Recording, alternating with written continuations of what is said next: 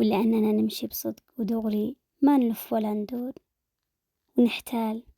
شفنا وجوه النفاق في حياتنا ابتعدت عنا، تساقطت أوراقهم وخف تواصلهم الكبير معنا. كانوا أطيب الناس وأقربهم لنا، وكانوا على كلام طيب وأحداث في أوهام كبيرة. لما شافونا ما نقدر نغير طباعنا ننصحهم نقول هذا غلط وهذا صح، أيوة اعملوا هذا لا تعملوه. ما عاد لقينا أحد بجانبنا أو يتصل معنا كما كان يتصل ويتواصل بنا ويمشي معانا مرافق لنا. فقط صفات النفاق ظهرت فيهم وفي الكثير لما شافوا ما في فايدة إن إحنا نكون مثلهم مماثلين لهم بطبعهم، تركونا وتركوا وصالنا، حتى ما عاد بيطلبوناش في أي حاجة.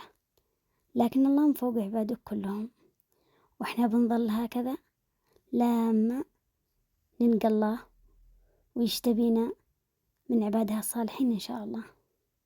لأن النفاق الله يجنبنا منه ويجنبنا أهله وأهل المصالح وشر الكلام وأتباعه. إحنا بتظل قلوبنا صافية ولو لقينا عكس من الحياة، لأن إحنا نمشي دوري بنظل كذلك، والصدق ما بيغيرش أبدا قلوب الناس.